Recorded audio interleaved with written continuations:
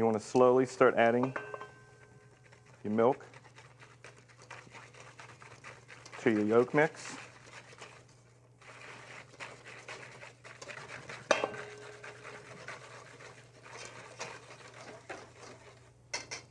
Once your mixture is incorporated together, you pour it back into the pot. Return it to the stove until thick, about 5 minutes at a medium to low heat. After the mixture has thickened, it's strained over an ice bath, cooled slightly, then gelatin leaves are added.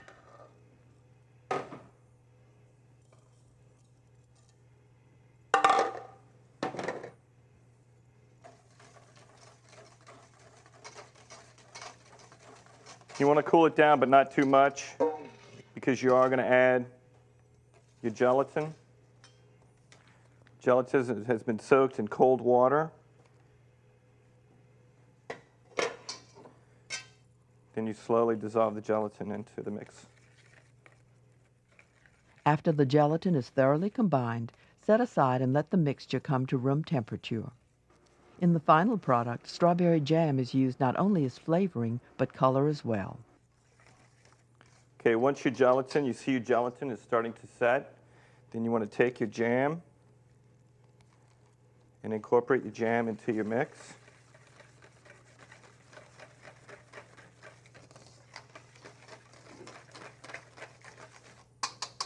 Then you want to take your cream and then fold it into the Bavarian cream.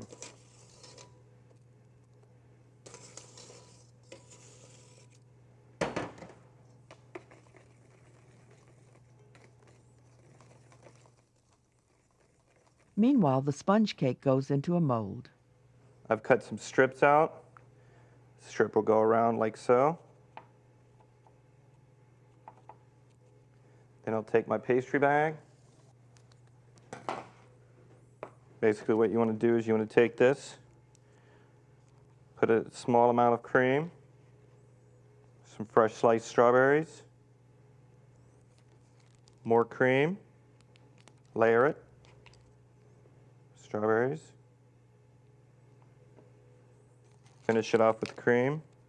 A cake disc is put on top and it is refrigerated. The dessert is presented with chocolate-coated acetate leaves.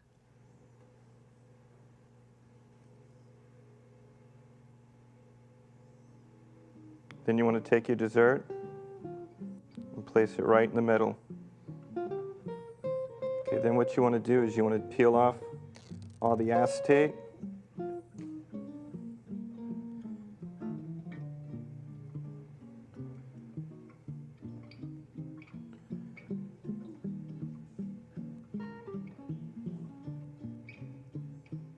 Sliced strawberries garnish.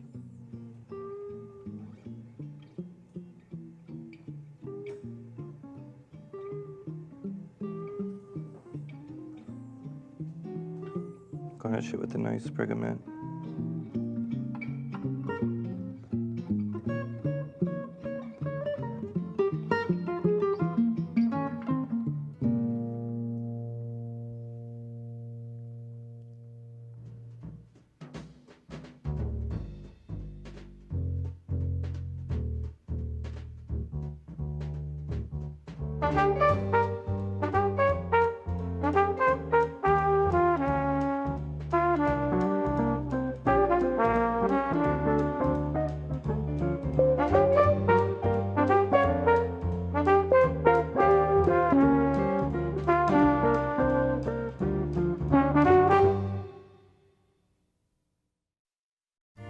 Ciao, I am Nick Stellino. I am looking through my recipe box for what to make for you. Oh, I like this. I like this. I haven't made it in a while. This is simple, right to the point, traditional, full of flavor. That's what I'll do. I will make you chicken provolone and serve it with a light salad with shallots, arugula, and spinach. Please, join me in the kitchen.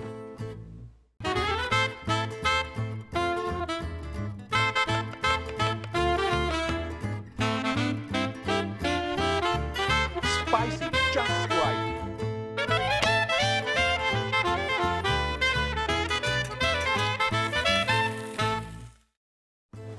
Here I am at my favorite cheese shop, and I'm looking for the perfect piece of provolone. Sherry, how you doing?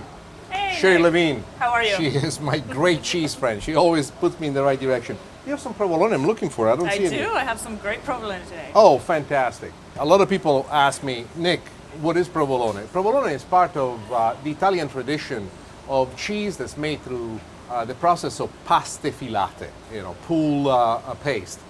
Provolone is almost in a certain way, in the way of making it, similar to mozzarella. But unlike mozzarella, provolone can be aged. But often people say, Nick, what is pasta filata? Now, I could give you my explanation, but it's not as good as hers. Why don't you tell us what is the process of pasta filata, or the pulled paste, as it's known in English? So pasta filata is the process of pulling the curd and the whey at the same time to incorporate them, which results in a very moist, rich cheese. Now, the stagionatura in Italian means the seasoning, but not so much the seasoning, the aging of the provolone has a significant factor in the way the provolone tastes. What I have here before me, and I can see it just by touching it and also by the fact that I'm already smelling the aroma. This is provolone piccante. There are two types of provolone. Dolce, which is fairly young, I think about 3 months is the most that you can go. And both of them actually, when they're pulled in the paste, they're shaped like pears, right? Yes. And they're hang from the ceilings, and they're let to age for a certain time. And you see them in Italian delis sometimes, especially out there on the East Coast. Now, the stagionato, the provolone piccante, is the one that I love the most. Now, I'm going to take a bite of this, but why don't you describe to us what you think is the flavor profile of this cheese? Well, the provolone piccante is aged for about a year, and as it ages, it loses a little bit of moisture and gains a very intense, sharp, nutty flavor. It truly has. Piquante, I would like to say. Yes. This is something that can actually stand very well when taken with wine. This is an ideal. By the way, I'm very proud of this cheese because it's a Southern Italian cheese. Yes. It's our tradition. As Sicilians, we think that we make the best. Now, you talk to someone else, you get a different answer, but this is my show. This is the answer you get. Why do I like it? I like it because it has a flavor profile that whatever you add it to, it just pops it to the next level. You can bake with it. You can make cheese sandwiches with it. I have a lot of ideas, as a matter of fact. Listen, why don't you wrap me a piece? I want to take it home with me, okay? You got it. And using my favorite potato peeler, here is the last shaving of provolone. Provolone is my favorite cheese. I love it. There's a reason why I'm actually shaving it exactly like this, because later when I broil the whole dish together, this is going to make a wonderful cover for the chicken provolone. Why chicken provolone? Everybody makes chicken parmesan. I said, why not making a chicken recipe that features my favorite cheese? Provolone. Provolone, that's how we say in Italy. I want to share with you another secret. I am going to flavor this sauce, this basic tomato sauce, with a couple of extra ingredients, which are going to give it a nice, wonderful, elongated personality. But in order to do that, because of the fact that I'm going to be simmering for a while, if I was not to do what I'm about to do now, and that is the addition of a little bit of chicken stock, when the sauce reduces, it might reduce too much, almost to a paste-like consistency. So we put it into the blender, and the other reason why I do it is because you will see why. It just makes it so wonderful. Ah, look at that. Now, one of the things that you might have noticed is that the sauce changed color, went from a deep red to an orange. There's nothing to be worried about. It's the oxygen that got pumped into the mixture of tomato sauce and chicken stock. And pretty soon, as we start cooking it, that color will go back to red once again. In this pan, what I'm going to do is I'm going to add a little bit of extra virgin olive oil. And then we're going to mix this with a couple of wonderful ingredients. First and foremost, my favorite, and you know that this is the truth, this is garlic. Garlic that we have cut fairly thick. We're going to add the garlic to it just like this. A little bit of red pepper flakes. Now remember, these guys pack quite a bit of heat, so be careful on how you do it. My wife is not looking, so I have permission right now to actually crank it up a little bit. And then finely chopped onions. Why do we use finely chopped onions instead of the rough ones? One of the things that I wanted to do in this recipe really was to kind of give it the feeling of an elegant finish to it. You can already smell the aroma coming out of this. As you notice, I've added no salt and no pepper because the tomato sauce and the chicken stock already have a lot of flavor. When we're making this particular sauce, one of the things that you want to make sure is that you wait until the end before you put your seasoning, because as the sauce reduces, using the sodium that already has into it, if it reduces, you put on top of it additional salt, you might make it too salty.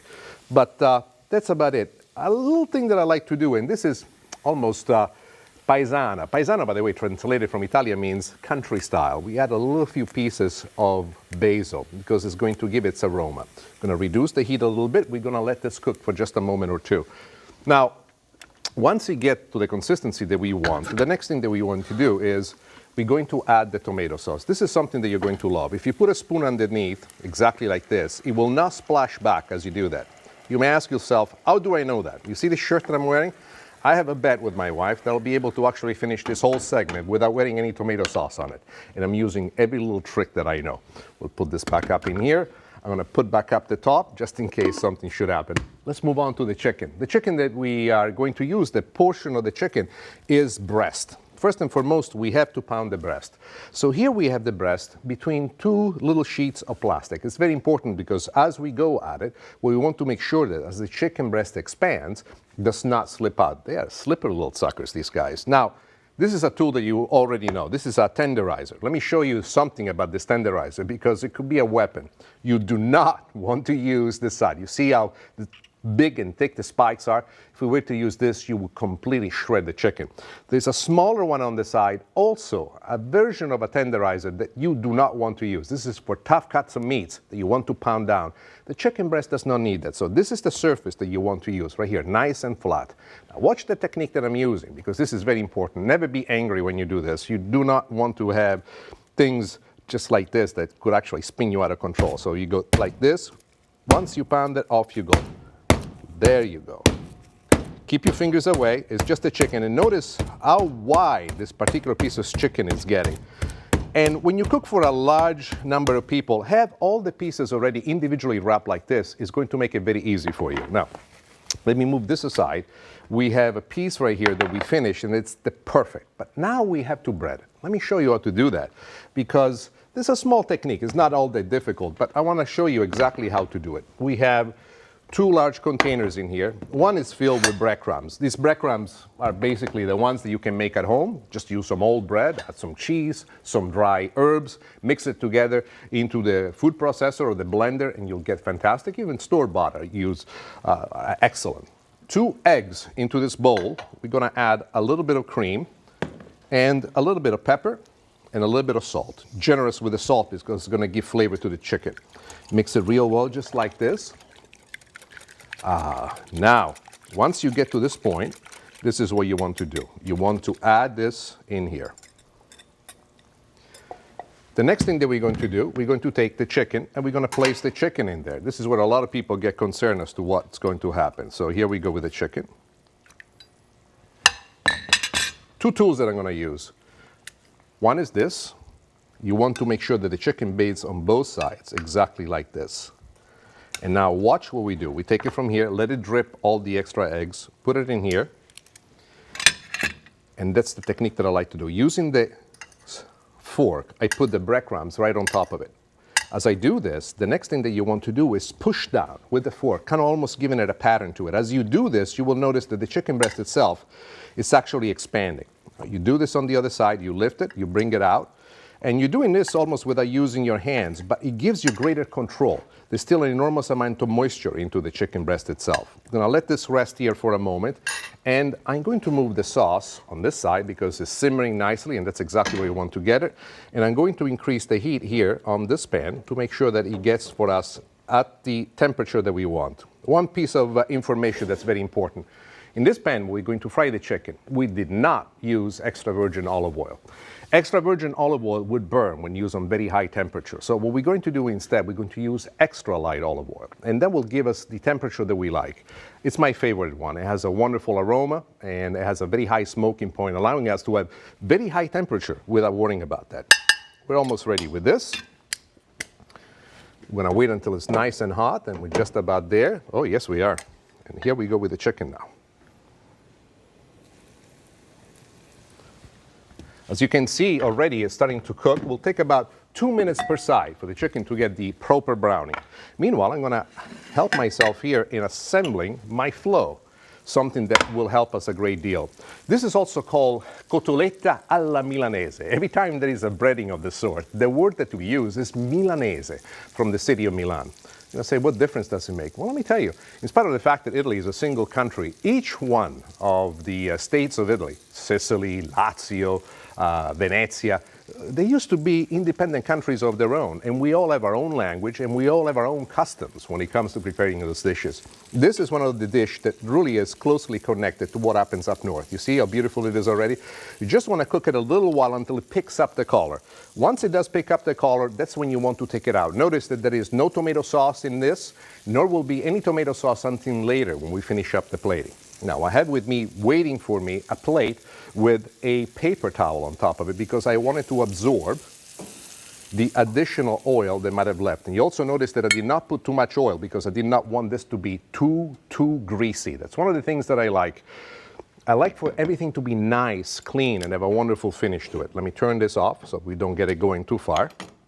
The next thing that we're going to do it, we need to use a pan that we can actually put into the broiler. So I want something with a metal handle, possibly something that is also non-stick that will prevent the chicken from sticking to the bottom of it. The last thing that I'm going to do for you, I'm going to show you how to assemble it. And then I'll take you all the way into the plating itself. This you're going to love. First, we don't need to worry about putting anything underneath because the only thing that we want to do at this point is to build up the flavoring that we'll have on top of this. The flavoring primarily is going to be given in two ways. First way is a nice bit of moisture that is the tomato sauce. And what I do is I just put a slight film of it, just like this, lightly on top of it. You don't want to be excessive because you're going to put this under the broiler. And if you put too much of this, it will be very, very goopy. That you want to avoid. Just think about something that you want to have flowing with elegance, fun, something that almost sings when you bring it to the table. And also at the same time, it gives you this distinguished look of a refined Sicilian gentleman. I know, I made that up as I went along, but it suited me just fine. These are the pieces of provolone that we have shaved before ahead of time. This is what, once we put under the broiler, it will start to bubble, be nice and brown. It will give us the wonderful cheese crust that we love about this particular dish and that elegant, refined taste without making it too heavy, without making it unpleasant. So there it is. I'm going to put this under the broiler that I have preheated, and then I'm going to show you exactly how to play with it.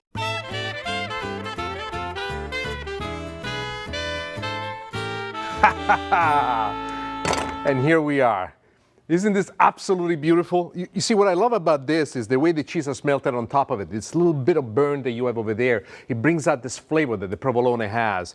It is wonderful because when you cut through the chicken, the breading that we put on top of it, full of flavor, has all these layers of flavor. Then there is the cheese, there is the tomato sauce underneath, just a tiny little layers. It's almost like a birthday cake. Imagine that, with so many different things to it. And it's tender. This is what I love about it. It's tender. It's very quick to make and it's very tender. Now, let's assemble it. Let's put it together. First thing I want to make sure is that the sauce has the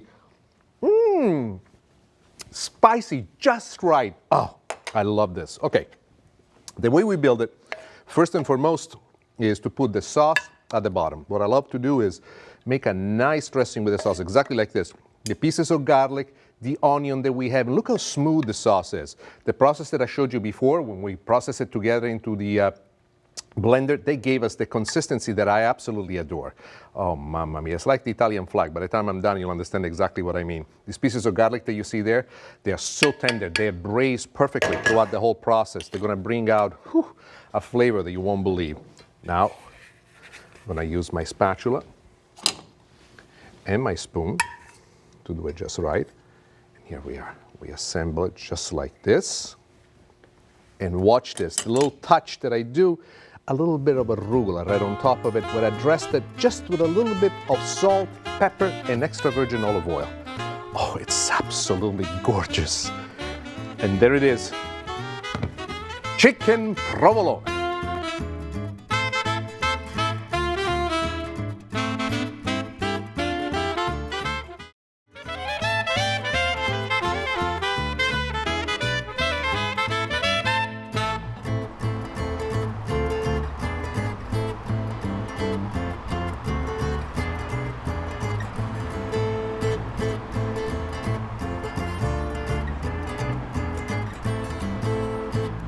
I wanted to discover something new about rucola, and I decided to get connected with one of the experts. Ray, how you doing? Good nice morning. to see you. Always a pleasure.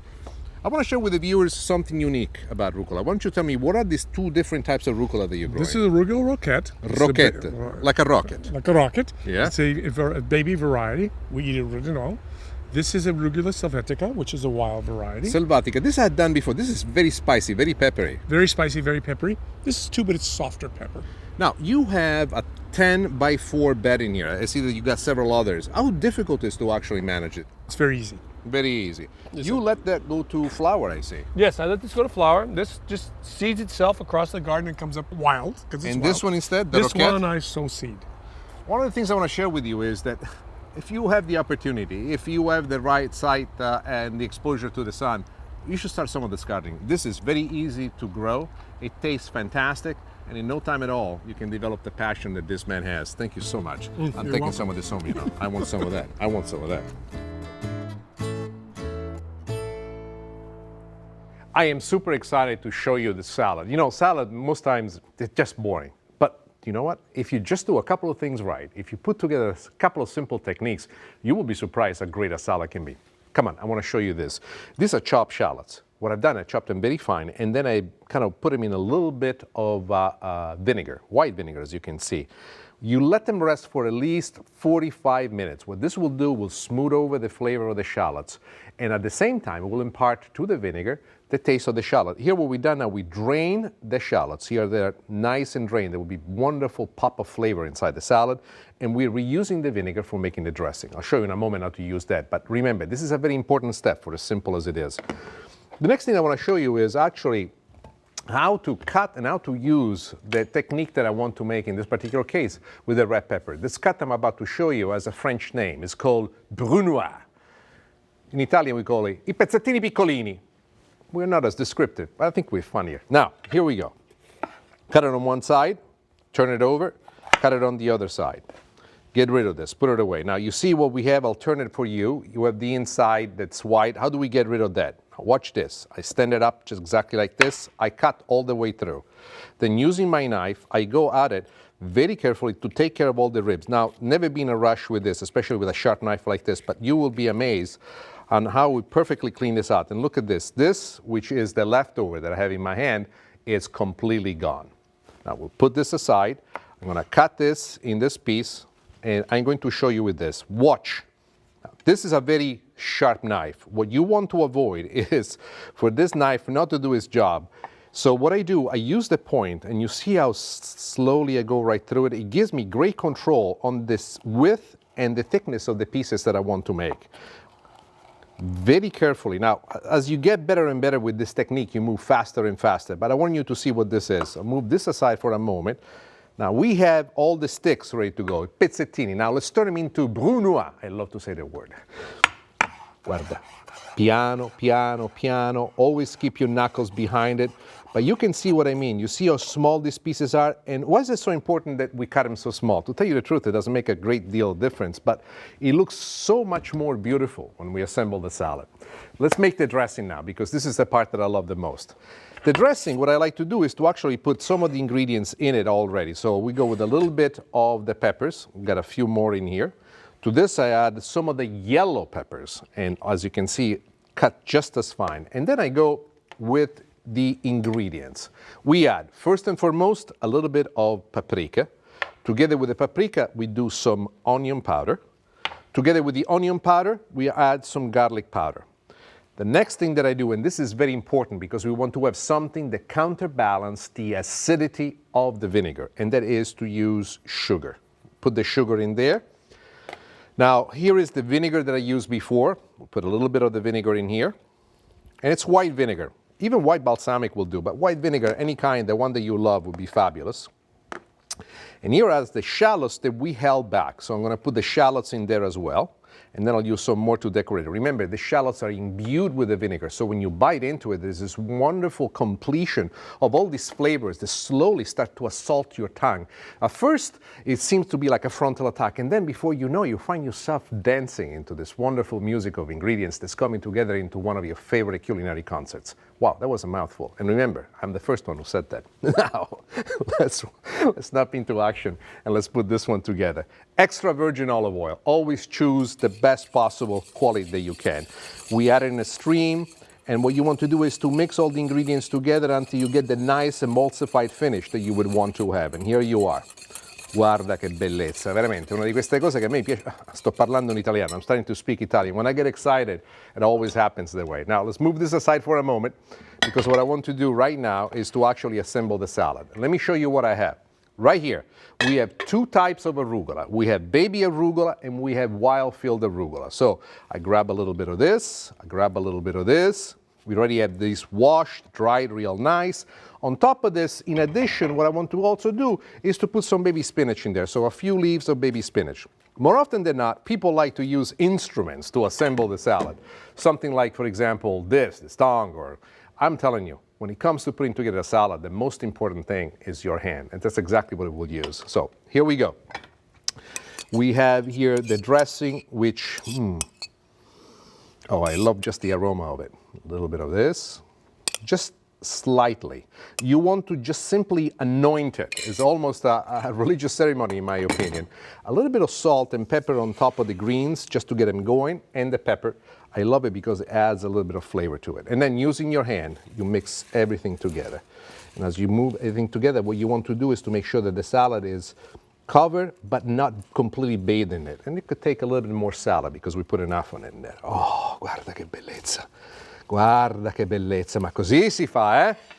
Poi prendiamo il piatto, we take a little plate, and we start assembling the salad right on top of it, just exactly like this. And at this point is what I want you to see, something that I call layers. I'm of the opinion that when you start eating a salad, some of the things that you want to have is little layers of flavors that you pick up with every bite. So we do it first with a little bit of the red peppers, then we put a little bit more salad on top, some more of the shallots that we had marinated before, a little bit more salad on top again, there you are, and then finally, mamma mia che pezzo, look at the piece. You know, by the time you end up watching the show, you will be able to speak Italian almost perfectly. Lastly, one more decoration with the dressing on the side, just to make it a little bit more elegant. Just a touch of Parmesan cheese, and believe it or not, we just made shallots, arugula, and spinach salad. And here it is.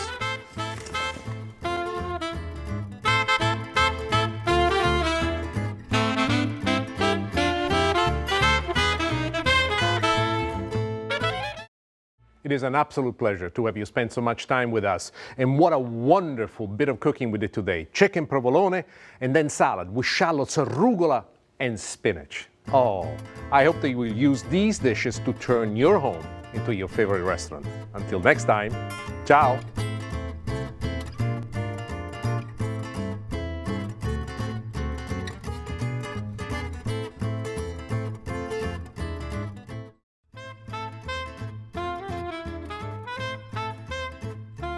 When you want to know about tomatoes, you got to talk to the expert. And I got my expert right here. Ray, how are you? Such a pleasure to see you. Thank you again. Why don't you tell us about these tomatoes? These tomatoes are San Marzanos. They come from the Vesuvian Plain in Italy. Exactly. And they make a great paste tomato. Stop for a second. I want to tell you this. Why is that these tomatoes make the best sauce tomatoes? Because they have very few seeds. That proves the point. You see, you don't get this told a whole lot. Tomatoes, different kind of tomatoes have different purposes for making sandwiches, for making soup, for making sauces. These tomatoes, the San Marzano tomatoes, are gold. As a matter of fact, they make the best sauces ever. Now, Ray, most people get afraid, but is this something very difficult to grow in your garden? No, it's not. The only issue it really has is it takes a little long to mature, and we crush the season here. Well, one of the things that you have to realize is that you've done all this by yourself, right? Yes. And look, as you can see behind us, this beautiful towers of tomatoes. I'm gonna grab a few of those. I'm gonna bring it back to my own kitchen. And Ray, one of the things that I'm very concerned about you is that you're a little bit too thin. So this is what I'm gonna do. I'm gonna make a beautiful sauce. I'm gonna put it over rigatoni. You come to my house for dinner tonight. Is it a deal? Yeah, it's a deal. I'm taking 2 bushel of tomatoes. It's a deal, right? It's a deal. Okay, we done it. Ciao, I am Nick Stellino. I am looking at my recipe box here, trying to wonder what to make for you guys, and something special, something unique. Oh, yes, I love this. You know, this is what we're gonna make today. A pork chop with apple and whiskey sauce, followed by an old family favorite, an upside-down pineapple cake. Please, join me in the kitchen.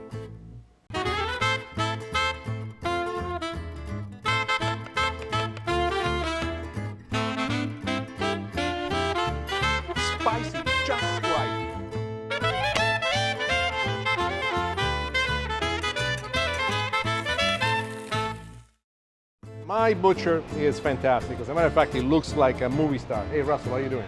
Good. Nice to Nice see to you. meet you. I love this guy. I love this guy because he does everything, especially when it comes to pork. One of the things I did not expect from an American boy is that he could actually make pancetta. You have two types of pancetta here, don't you? We do. Now, why don't you tell everybody, how did the idea come to you to make pancetta? This is such an Italian thing, so foreign to Americans in general. But we get whole animals, and they have these beautiful bellies on them. And I wanted to figure it out because I love it, and so we just tried it. I want to tell you something about the American spirit of independence. Now, did you have an Italian mentor? You made research on your own and you just went for it? Yeah, just read. I've never even been to Italy.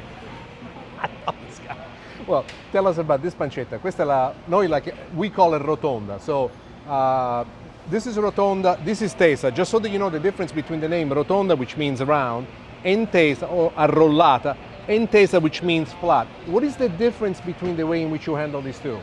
There's not a whole lot of difference. They're both salt cured, and we season them up. This one has fennel and bay on it. Two of my favorite spices, hands down. And then the tesa we cure with a little bit of cumin and coriander and just a touch of red wine. Time-wise, just so that everybody kind of gets comfortable with this, what is the curing time that you use to ultimately bring them to the finished product before you sell them to the public? Total time, probably about 6 weeks. 6 weeks. Yeah. When you actually cure them like this, there's always a little bit of weight loss that's involved in that, isn't Definitely. It's all water that's being lost. there? Would you say about a third? Yes, definitely. About Third a is third about of what it. you're looking for. You actually choose these pork chops and you have a personal interaction with the farmers who Yeah, grow this definitely. pig. It's a big part of my business here is, knowing the farmers, knowing where the meat came from. These pork chops, they're grown right here locally. The farmers plant kale and turnips, so the pigs have stuff to eat through the winter time. And then some other farmers raise their pigs, finish their pigs on hazelnuts, on Now- the shells. I want you to think about this. I want you to think about the fact, when is the last time that you heard that your butcher actually goes, he sits down with the farmers and says, what are you feeding your pig? I didn't even know about the fact that pigs had this type of things as a diet. But seriously speaking, now as a consumer, because I'm asking you something I don't know, can you actually taste the difference that is brought in by what these pigs are fed on? I mean, you have a certain nuances that you taste in the meat? You don't actually taste like kale and turnip or hazelnut, but it has more to do with the fat and the actual taste of a natural tasting pig, natural tasting pork chop. It is the marbling that makes all the Yeah. difference in it. Look at these, they're beautiful. It's really like fine intermuscular marbling, but that's what's going to keep it. You know, nice I'm not and taking juicy. a bite because it's out of good manners, but do me a favor. Take these, wrap them up, You got and it. I'm going to take them all. One of the great things that really makes an experience in the kitchen is the understanding of the greatness of the ingredients. And if I can say anything, make sure that you build a relationship with your butcher because they will guide you along the best of what they have. Okay, I'm ready. Just got back from the butcher and look at these fabulous pork chops. Aren't they gorgeous? But first, I want to show you to make the apple and whiskey sauce. It's a very simple sauce. It's very elegant, and you can use it not only just for the pork. You can do this with veal. You could do this with chicken. You're going to love this. In the pan, we already added some extra virgin olive oil. I'm going to crank up the heat here a little bit, and we're going to add the ingredients in the sequence in which they're supposed to go. A little bit of chopped carrots in there. Together with the carrots, we put a little bit of onions. And together with the onions, we put a little bit of celery. I'm going to let this go for a short while longer. This in Italian is called il triumvirato. When you add it, you do not want to have the oil so hot that it's going to make the water that's still contained by these ingredients explode outward. It's one of the things where you want to walk. And watch what I'm saying, because as the oil gets nice and hot, you see already the sizzling that takes place. What I'm using in this case is a spatula that can actually take the seed. It's a fabulous tool, one of the things that you should have in your kitchen. As this is taking place, then we start building on the sauce. Imagine that the sauce is like making a little model, and you add a piece at a time, and each piece has a reason for being there. So as these are starting to saute, the next thing that we're going to do is to add some rosemary. And the rosemary, I have a lot in my garden, and that's where I got my idea at home. Why don't I do that? And I said, what would look good and taste good with rosemary? So I put the basil. People say, why putting the basil so early? what we want to do at this point, the reason why we're using the fresh herbs earlier on in the process, is we want to make sure that the oil contained into the fresh herbs starts to lose itself into the base, which is all this aromatics, and it's going to open up. It's like a flower that blossoms out. Now you can hear the sizzling taking place, all the ingredients. I'm so sorry that you cannot smell the aroma, because this is spectacular. Another bit of very important information that I want to give you is here now when we start to build the character of what we want. If you do this with chicken, use chicken meat. If you do this with veal, use veal meat. So these are the trimmings for the pork chop that we cut earlier that we're going to add to give us some flavor. Together with this, the next thing that we want to do is to add the apple pieces. Now the apple pieces, we have peeled the apple, we have cored the apple, and then we cut it in pieces. If you do this ahead of time to make sure that the pieces do not become too dark, make sure that you store the pieces of apple into a combination of water and lemon juice. All that will do is not so much change the flavor, rather what it will do for you is give a nice color to the apples. They do not oxidize and become dark. Once we get to this point, the next thing that we're going to do is add the liquids that ultimately are going to give us the true character of the sauce. These liquids are very important. First and foremost, Worcestershire sauce. Trust me. How many times I've rehearsed this? I do not always get it right, but this time I did. This in itself, it's a good thing. So here we go with that. What this does, it opens up the character of the sauce even further. We're building it up a little bit at a time. I like to have it a little spicy, so I add a little bit of red pepper flakes. This will give it a nice kick, but it will not be too overwhelming. The next thing that we're going to do, you want to deglaze everything with a little bit of whiskey. And careful when you add this, because we're dealing with very hot temperature. It could flame up on you, so stir it about gently to make sure that it mixes up with all the ingredients and the aroma of the whiskey itself, which is truly the building block in the sauce, continues, and as it opens up, it gives us a wonderful impression of where we want to go. You say, Nick Stellino, what does it mean, a wonderful impression? Look, two-handed. I have in here apple juice and chicken stock. We're gonna add them at the same time. The combination of these two, as the sauce will reach a boil and then reduces down over a long period of time, will create for us the true bones, which is the sauce is all about. And then we finish it up with a little bit of tomato sauce. People say, Nick, why the tomato sauce? I know that my wife, the first time I put this tomato sauce with apple juice, why? Well, we're going to bring this to a boil. Once the sauce reaches a boil, we're going to reduce this to a simmer. Once it reduces a simmer, we want to let it cook for about 45 to 55 minutes. And the simmer brings down the sauce gently, softly, and it's like a flower that opens up slowly. And finally, when it gets to its finished look, its finished taste, its finished combination of flavor is splendid. Let's deal here with the pork chop. There is something very important that I want you to do with the pork chop. The first thing I want you to notice is that the pork chop here is the way the butcher usually cut it, unless you ask him anything else. The one next to it has been French, and you know that a pork chop has been French by looking at the bone and noticing how the bone has been rendered, exactly like this. The next thing that we're going to do, we're going to tie the pork chop, and let me show you exactly how to do that. So here we put the pork chop. I have some string that I've measured ahead of time. So first I do is I put this string right underneath the bone. Then I lift it up exactly like this, and I bring it around, and then all that you want to do really is to run the string all the way here. Watch what happens to the meat itself once I tie it up. It's going to plump up. Sometimes people don't pay attention and they let it slip underneath, and that's where the mistake is. But as it goes, you see, it already plumps up wonderfully well. Just make a straight knot here. That's all that you need to do, and you are ready to go. I'm going to take this, put it inside this bag, and then we are going to add the marinade. Well, the marinade is very important because pork has an issue. If you overcook pork, it becomes dry very, very quickly. So to this 2 cups of water, we add a little bit of salt and quite a little bit of sugar. Now you want to stir this really well. And to the pork chop waiting below, we're going to add this marinade. You want to let this sit for at least 45 minutes inside the refrigerator.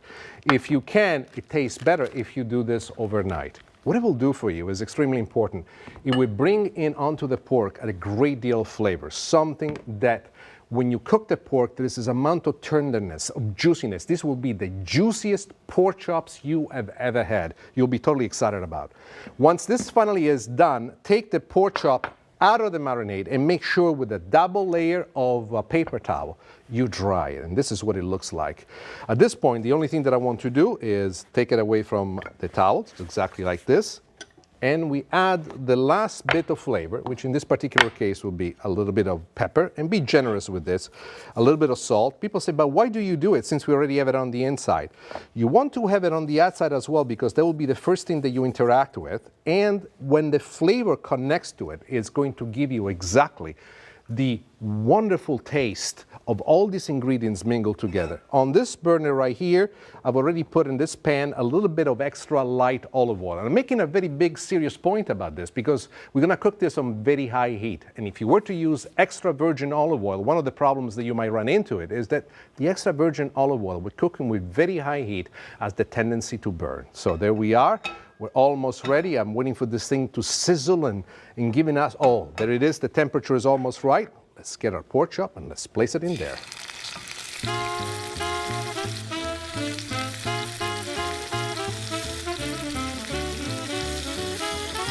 The pork chop has cooked for about 4 minutes on medium heat.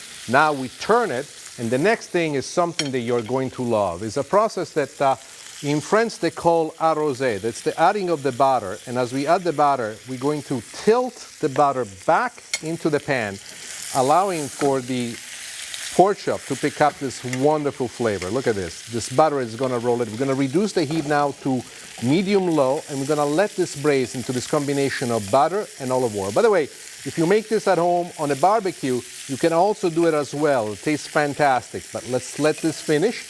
I'm going to let this cook all the way through, and when I come back, I'm going to show you exactly how to plate it.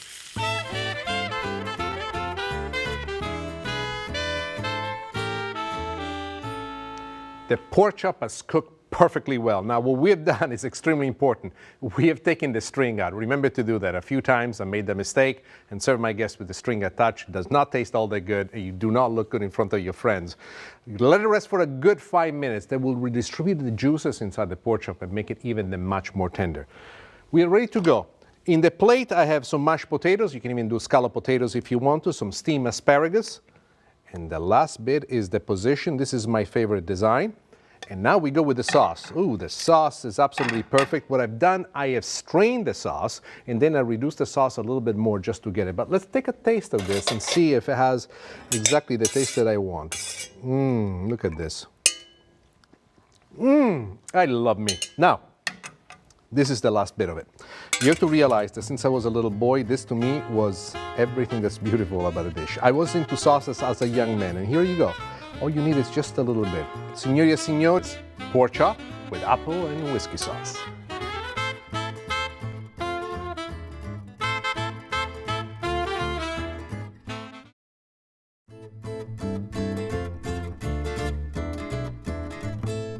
Fresh farm eggs in the city. Is this possible?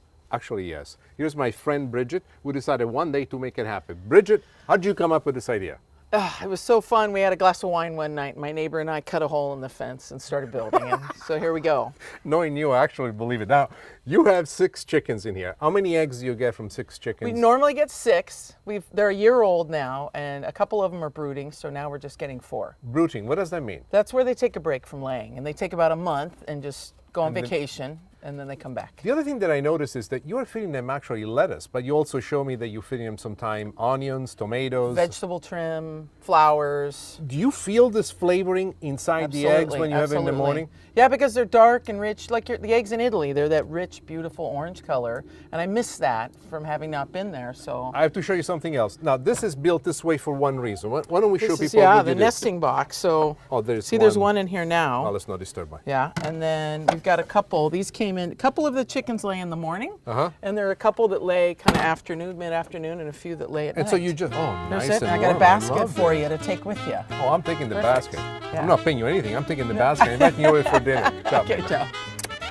Upside down pineapple cake. I know it sounds simple, but let me tell you, it's one of my favorite desserts.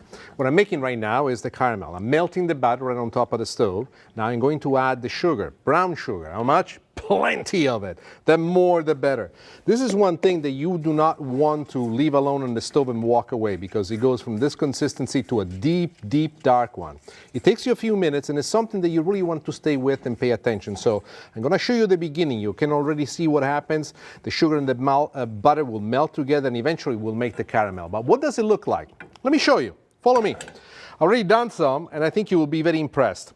This is exactly what the caramel consistency is supposed to look like. Here we have it. I've already placed inside the springform pan. Traditionally, it's a cake pan that you want to use, but I find that a springform pan gives me an added advantage. One is that I can unlatch it from the side and makes it a lot easier to unmold. The other thing that I've done to protect against any possible disaster, we have lined the bottom of the pan with parchment paper. So just in case some of this will leak out during the cooking process, they will not burn, and will be so much easier to keep your pans in tip-top shape. I just poured this a few moments ago. I'm going to put it on the side. We'll let it set, and meanwhile, I'll move on and show you exactly how to build the cake. This is very simple, one of the easiest desserts to make. It takes nothing to do it, but you need to pay attention to some of the basic details. First thing we want to do is to get started with the dry ingredients. So we have the flour. Together with the flour, we have, I would say, a small amount of sugar. This definitely is not something for a diet. And then we have baking powder and just a little bit of salt to manage and put all the ingredients together and give it a nice, wonderful balance. First and foremost, as always, what I suggest when I ask people to make this is to mix the dry ingredients. This will really help you with a great deal of things. Next thing we're going to do is to add the wet ingredients. You want to have something like this. I love it because it allows me to move everything about. And as we'll move on in making this, it will be quite thick, and you'll see exactly what I mean. So first we go with the eggs. We take in some eggs and we beat them real well. Want to mix it together gently, but make sure that they're completely well incorporated. Look at the technique that I do. I turn it around, and it gives me an overall ability to see exactly where everything is going. Together with that, we add some melted butter. Unsalted melted butter. This is very important because we already put the salt, and I find that if you were to use salted one, not so much that it would destroy, but it would take it somewhere else, which might not be exactly where we want to be at.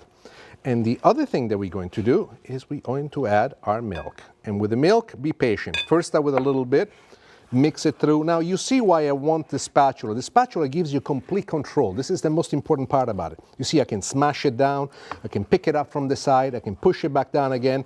And you can see this gooey, wonderful essence of this, which is coming together. Behind me, the oven is already preheated at 375 degrees. Here we go with the rest of the milk. And I like to add the milk a little bit at a time. This is exactly what you want to do to get the consistency and incorporate it straight into the flow, exactly the way in which we would like to have it. There you are. Trust me, all the work that you do, all the calories that you're extending right now, eventually you will thicken back up. But it's one of those things that puts a smile. I remember I once posted this, and so many people were telling me stories of their youth, what it was like growing up. Having upside down pineapple cake it's one of those things that bring wonderful memories. By the way, do you see what happens as I add the liquid and I continue moving it like this? It gets completely absorbed. One last touch, and you'll see exactly where this is taking us. There you are.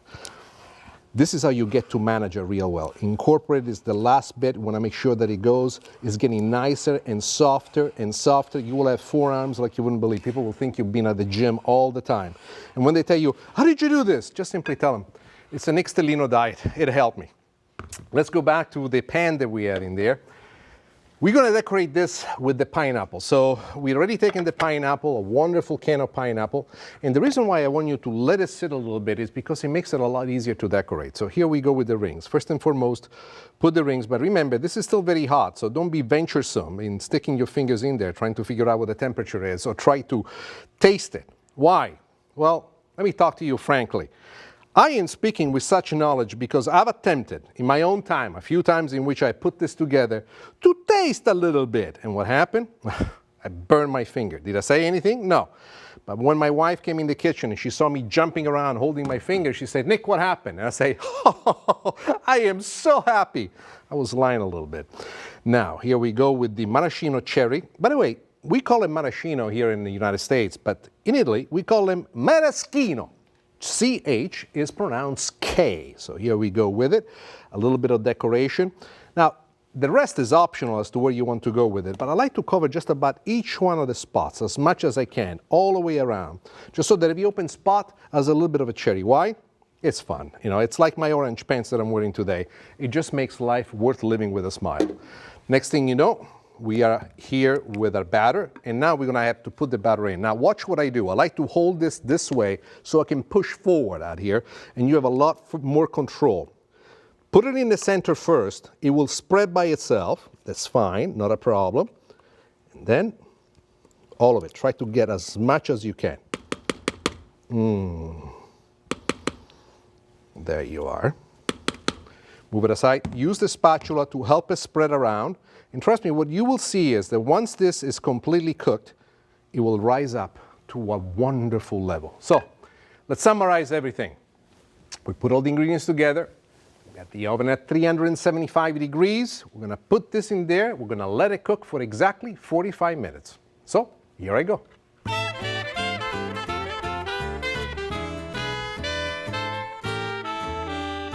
I have cooked the cake properly, but then I let it rest. You want to make sure that it rests until it cools down completely. It's very important. Before you unmold the cake, run it through on the perimeter of it with a knife. So in case there is something that still sticks, the knife dislodges it completely. Oh, there you are. Perfect. Ay, ay, ay. I'm a little bit concerned now, you know. If anything is going to go wrong, it's going to be now. Well, you got to fess up to the possibility of what could go wrong. Uno, due. Mamma mia, mamma mia, mamma mia. Vediamo un po' che è successo, che cosa è successo. I am good and then some. Upside down pineapple cake, my dear friends. There it is. Usually at this point I just leave you be, but you know, I never actually eat my own food on the air because I would like to show restraint, but this I show no restraint whatsoever. What does it mean? I got my slice over here, I got my fork, my little bit of cake in here, and I say to myself, but this could be damaging to my sartorial excellence. The heck with that. Mamma mia. You are going to love this recipe. Easy to make, tastes fantastic, and it makes life that much sweeter. I love this.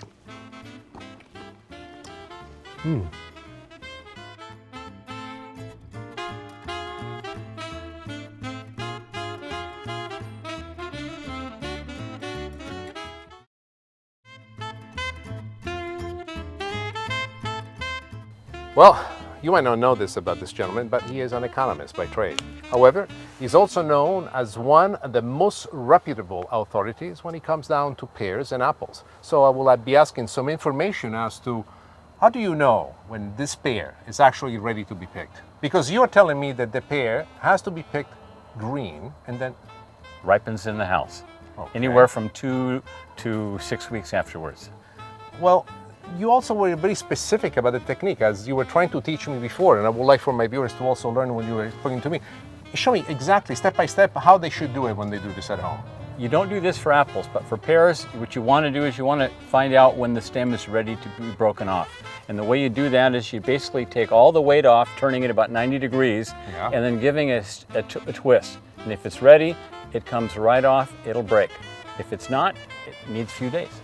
Well, that's one of the most important things that people really don't realize, and this was a huge mistake that I've always made. I assumed that the pears had to actually completely be ripe on the branch, and then, like tomatoes, you know, put into the cart and brought to market. This is something different, but I noticed that you personally chose pears as the way to grow. Is it very difficult to grow pears? Pears are actually pretty easy to grow. They want to grow vertically very fast. So the growth and the satisfaction that somebody would get from growing them, it's actually quite rewarding. Actually quicker than apples. Well, I thank you for this wonderful basket that you gave me. I'm going to take this home because I got a few recipes that I want to put together. It was an absolute delight meeting you, and thank you for the lesson. I will keep it in mind once I plant my own trees. Arrivederci. Grazie. Thank you.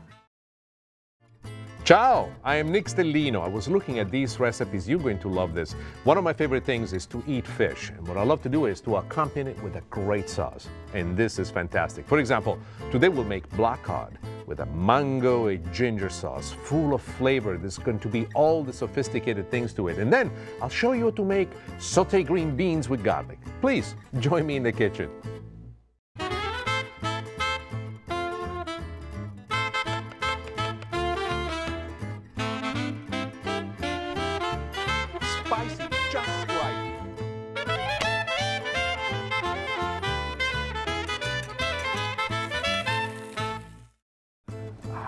love this seafood.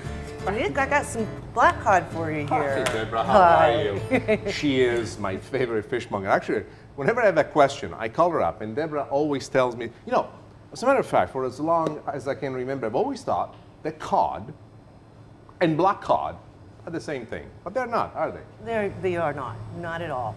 And you were explaining to me is the difference in the type of meat. Tell us a little bit about that. The difference in type of meat is black cod, it has a real buttery, moist flavor to it, and the cod is more of a white, flaky fish. Now, this is very important also because being two different type of fishes, this particular fish comes from very deep parts of the ocean. It's the Sea of Bering. Sea. See? She tells me I keep forgetting all the time. Because of the fact that it grows in such a depth of water, it has a nice running of fat around it that keeps the fish. You once made fun of me, I remember. Look at it, she's a rascal.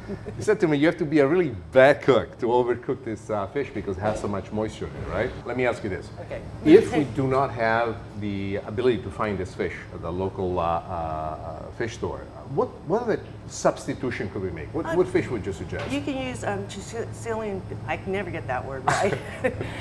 Chilean sea bass? Yes. You know, that's what I like about the fish. Also has a very fatty, completely different flavor profile, Yes, though. very different. The one thing that surprised me about this is that the black cod has a certain sense of sweetness to it that is, I never tasted in any of the fishes before. Yes, it does. It has a very nice sweetness to it. Very nice. You know what I'm thinking about it? This new sauce that I've been trying at home. I'm going to show you in just a second, but I make it with a mango sauce. Ooh. And it's really a great combination that goes well. Oh yes, mango and black cod would be very nice. Let's talk about bones. That is a big issue that people have. You know, depending on the part of the fish that you have and that you buy, one might or might not have bones, and also how to get the bones out. The pin bones in this particular fish have to be handled with care. Let's talk about this. Sure. Now, you have two different pieces. Why don't you tell us about them? Yes, this is a black cod steak, and they have pin bones right in the middle of the steak and down the center of the steak. And this is a black cod fillet, and this is the tail end of the black cod. You were telling me that this one almost has no bones in it whatsoever. No bones in it, not whatsoever, yes. Now, if I was to handle this part of the fish instead, when would it be smart for me to start pulling the bones out? Before cooking or after cooking? I would do it after cooking. It's easier to take out, and it's, you know, it's more giving for you to take the pin bones out. For those of you at home, if you never tried this fish, it's something that you really got to get into your diet. The one thing that I love about it is the sweetness that this fish, the texture of it is a discovery that really be worthwhile. Deborah, I'm going to take these both. Why don't you wrap them up for me? I'm going to take them with me to the kitchen. You bet. And I'm going to show you exactly what I'm going to do. Isn't this just beautiful fish? We're going to cook this black cod with a mango and ginger sauce. You are going to love it. Let me get started with the sauce. We're going to use some extra virgin olive oil. There's a different technique that I want to use in this. It's one called blossoming the flavors. We have the pan on medium heat. We do not want for the ingredients to hit the pan and sizzle right away. Rather, we want to build up slowly. Let me tell you a little bit about that. We start with a little bit of celery, a little bit of carrots. Now, I got them all cut pretty here because you know, I'm exaggeratingly into style, but you don't need to do this when you do it at home. Rough cut, because ultimately all of this will be strained. One of the tools that I love to use is a spatula like this that can actually take the heat, and it's wonderful. Now, why are we doing this on medium heat? The reason why we do this is because I want all the flavors to come out together slowly. It's like a flower that's going to open up and blossom. One of the key flavor ingredients in this particular recipe is the ginger. I want to take a moment to show you a piece of ginger in its raw form. Here it is, look at it. I mean, it's not what I would refer to as the most appealing thing to look at, but just like me, it's got a lot of character. The skin is the first thing that we get rid of. This particular ingredient has some wonderful medicinal values. It helps with swelling, also helps in a digestive system. On top of it, what I love about it is that it opens up, it brings a blossom flavor that's unique.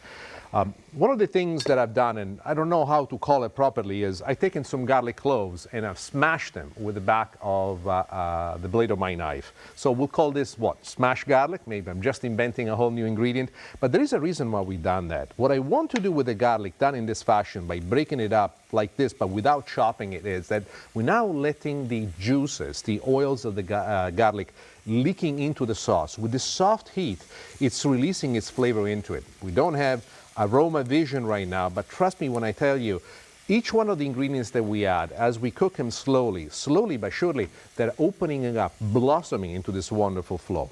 The next thing that we're going to do, we're going to add the ginger, which I've chopped nicely and very finely because I want for the ginger to have a prevailing taste.